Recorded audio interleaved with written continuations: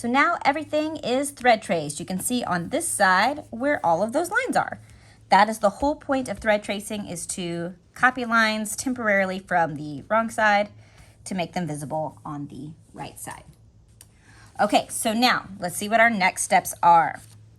Now this part is correct. With right sides together, stitch the two rectangles together, leaving a 2-inch gap for turning. Okay, so remember, this is the right side, this is the right side, wrong side. So we're gonna put one down with the right side up, one with the right side down, so that if we look at both sides of this sandwich, we can see the markings on both sides. So now we want to pin it together, and we want to pin right on this stitch line before we stitch it together. So we want to make sure we're very precise in how we pin it, because when we pin it, that is how it's going to get stitched, okay?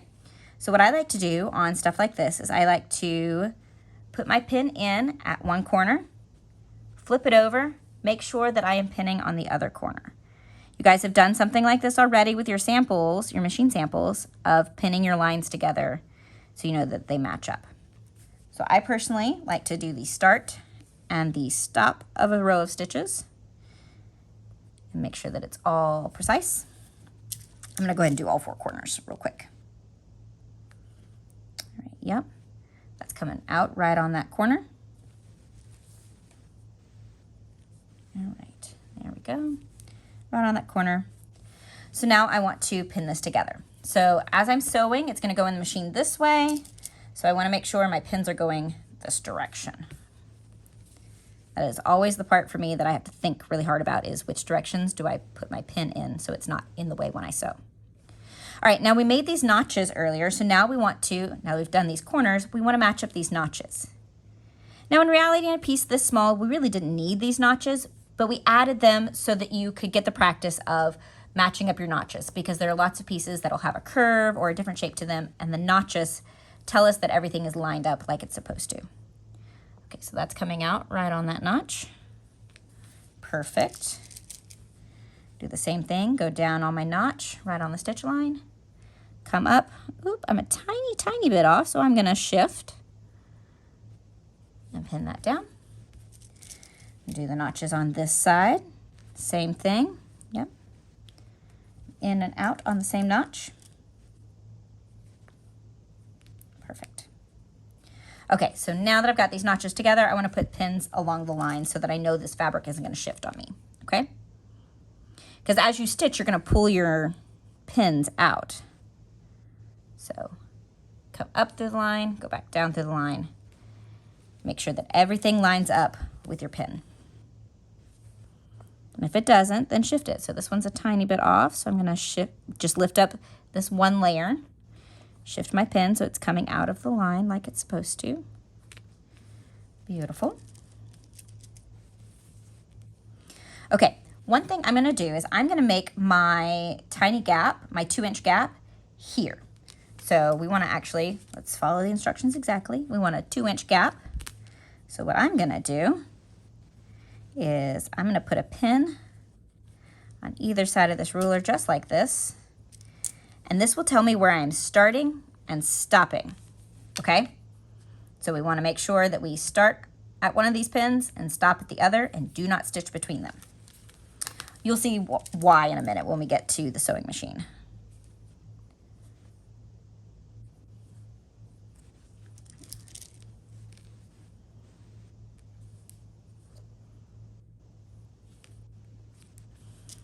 And then on this side, I do want to close that up completely. So I'm going to put pins in here. Oop, that's off the line a little bit. Can you guys see how that's off a little bit? Even that little bit does make a difference overall on a garment. So you want to make sure that you are exactly on the line to the best of your abilities. Like I said at the beginning, the way you pin it is how it gets stitched together. So you want to make sure your pinning is right. Okay, so I've pinned all the way around. Now let's take it to the sewing machine and stitch it together. So now we are ready to begin sewing.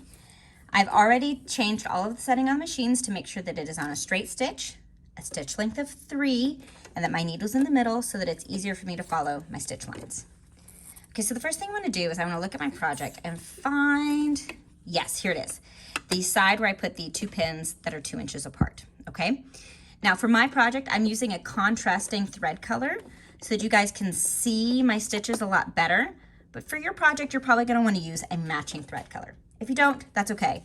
But it's always good practice to use a color that matches. So I do not wanna stitch between these 2 pins. I wanna leave an opening because I'm gonna stitch all the way around and leave an opening for turning. So these pins tell me where I start and stop. I do not wanna stitch between these. So I'm going to line up my sewing machine so that the opening is behind my presser foot and I'm not stitching in this space. All right, I'm gonna stitch right on the line. I'm gonna go ahead and put my needle down just because I like to start that way for this project. Always start with the back stitch. So just 3 or 4 stitches. And I'm gonna remove my pins as I go. When we are doing corners like this, you want to sew very slowly as you get to the corner so your needle lands exactly on the corner. Needle down, presser foot up, turn your fabric, presser foot back down, and continue stitching.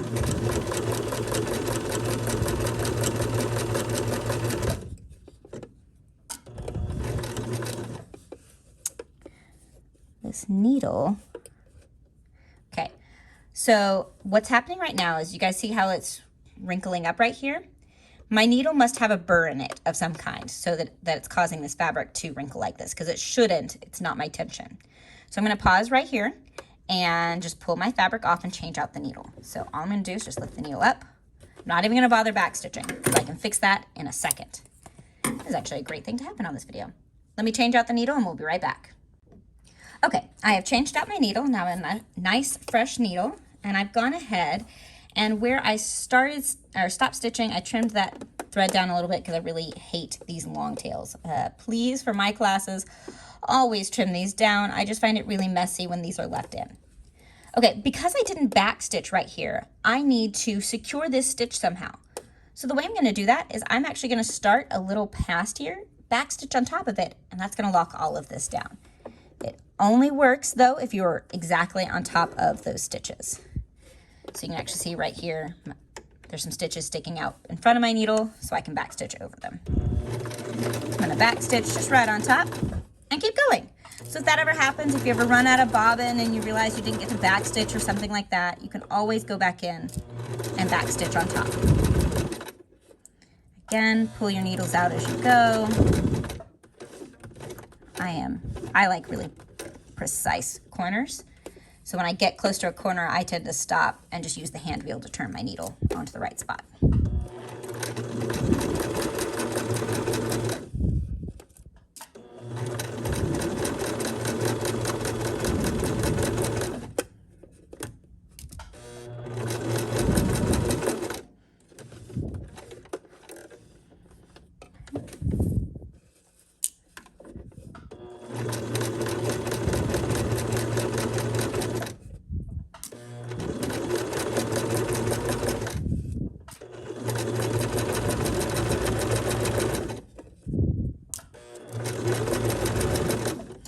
Okay, I'm starting to get close to where I started. And remember, I don't want to sew between this pin and this point, okay?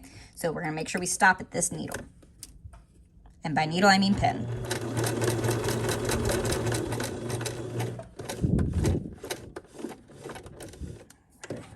Okay, so I want to back stitch just right here so that we leave this gap.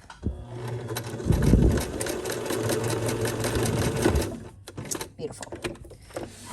So pull this out, trim my threads, trim all my other threads because they really bother me. And then we'll take a closer look at this piece that's here. Okay, so this is where I had to start again. So I've got 2 back stitches here. There we go. Okay, get all those threads out of the way. Pull this last pin out. Okay, so now you can see our rectangle, we sewed all the way around it, but we left a gap here because all we can see are the wrong sides.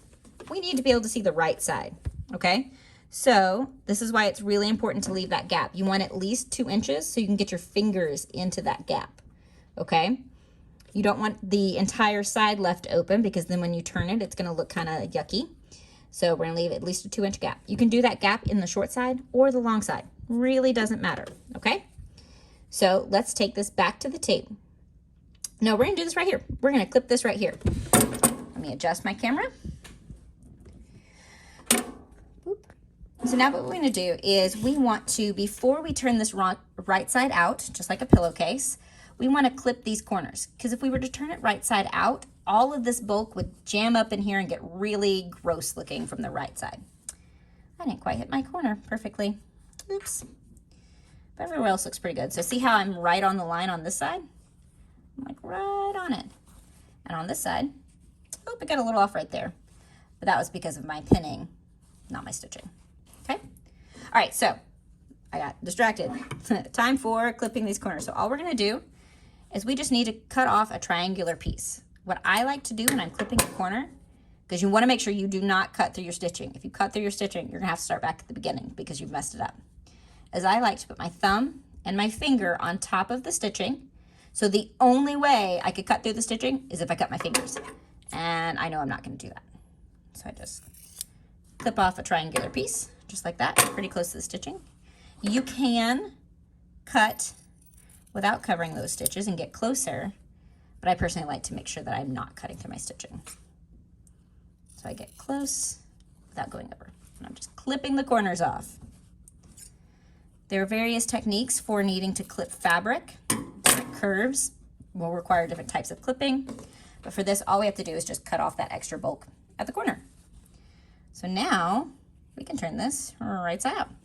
Stick my finger in, kind of pull it down over my finger so I can grab the other end, and turn the whole thing right side out. And it kind of looks like a blob when you're first doing it, so you got to make sure that you continue to push everything out. Reach in, get the corners poked out nice and pretty. And I'll show you one trick I have for that. And if you're in my class, you're welcome to borrow my tool to do this. Okay, make sure all my corners are turned right side out. Boop. And now we have this nice little rectangle, and now we can see the right side and our thread tracing, and the right side on the back side. So now we need to take this to the iron and press it nice and pretty. So let's take a look at our instructions. We have completed step 1 and we have completed step 2. Now we're on to step 3, clip corners and turn right side out. We did that. We clipped our corners, we turned it right side out. Now press. So we want to press this all nice and pretty. So what I'm going to do, I'm going to show you the little tool I like to use. I have a metal knitting needle that I keep in my kit. You guys don't need this. You can just use a pencil or whatever, but I like to use a metal knitting needle because it's nice and pointy and I can iron on it if I need to. I'm going to actually kind of poke at that corner very gently to get that corner nice and pointy. Nice and sharp corner. This only will come out nice and sharp is if you turned your corner at a perfect 90-degree angle. Just kind of poking my corners out, smoothing it all out. So now I want to press it. So see how it's kind of like pillowy, it's kind of fluffy on the side? We want that nice and flat. So what I'm going to do is I like to actually kind of roll my edge a little, make sure that it's nice and flat and that it's not tucked under like this. So see how that seam is like way under there? You don't want to press it like that. You want to make sure this seam is as close out to the edge as possible so that it presses nice and smooth and you get that nice clear rectangle. So I'm going to do one side at a time, be nice and precise. See how it's going really flat? You can see how flat that is compared to an unpressed side. Very big difference.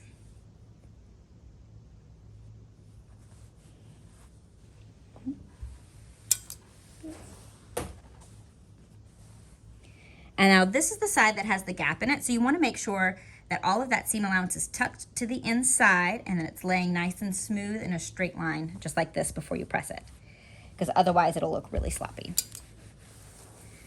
All right, now it's nice and pressed. So let's see what our next instruction is. Step 4, top stitch on maze lines. Hey, we have those maze lines because we thread traced them. So all we're going to do is we're going to go back to the sewing machine and we're going to stitch right on top of this thread traced line because we can see it from the right side. So let's go back to the sewing machine. Okay, so now we need to top stitch on top of these lines because this is what's going to create the maze for our marble to be able to roll around on the inside with, okay? So we're going to start at the edge, and you want to back stitch at the beginning and end. This will look, you can choose to use a contrasting thread if you want to make it more visible, or you can do a matching thread. That is totally your own design choice. And do a little back stitch. Go to the end of my thread trace line and back stitch again. Boop. So now that line is nice and secure. Let's repeat on the other three. And I think we can zoom through this, so let's go.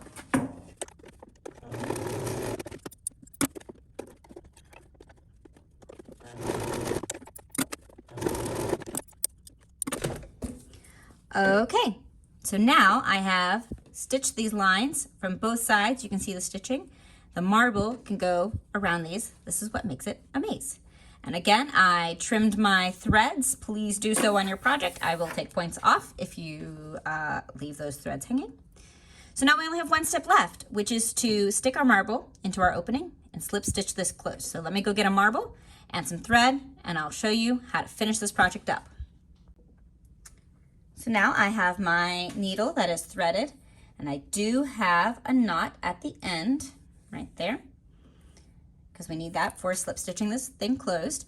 But before I slip stitch this opening closed, we got to stick our marble in. So I have a marble. We're just gonna pop it in there.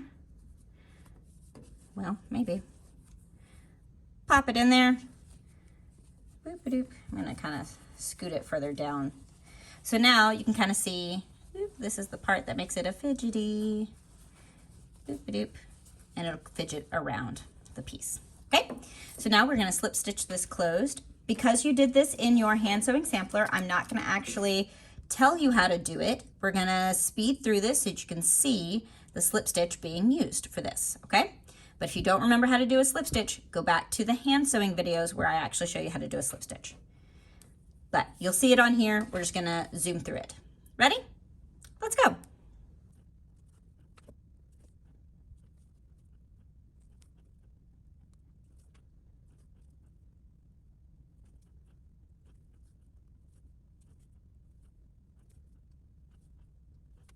Okay, so we've stopped our montage or speed run, whatever you want to call it. Now, if you notice, this is not very closed. I did leave these stitches loose on purpose. For me, it was a little easier to manipulate sewing this together, and I get to do the really cool Pinterest Instagram thing of pulling it tight and you guys seeing it close up nice and neat. You can really only do this with small stretches, not really long stretches, okay? All right, oop, I missed a little spot right there. That's not very tight. See how that's kind of gaping right here? That's okay. My marble's still gonna stay in, so I'm gonna pull this nice and tight. Now it is slip stitch close. I can't get it open. You know what? No, that little spot is bothering me, so I'm just gonna come back inside and take a couple stitches backwards to get to that point and fix it because it's bothering me and I can fix it, so I'm going to. So I'm just going back and forth into the pressed edge of that seam allowance, right in that fold.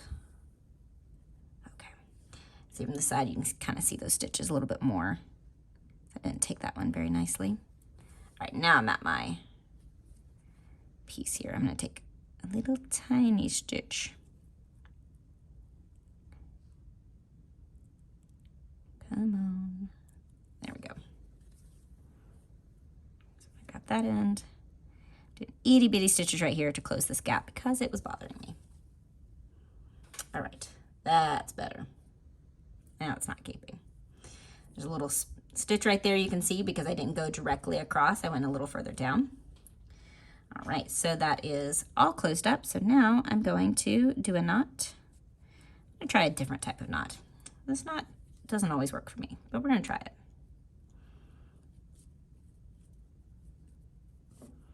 Like I said, there's more than one way to tie a knot.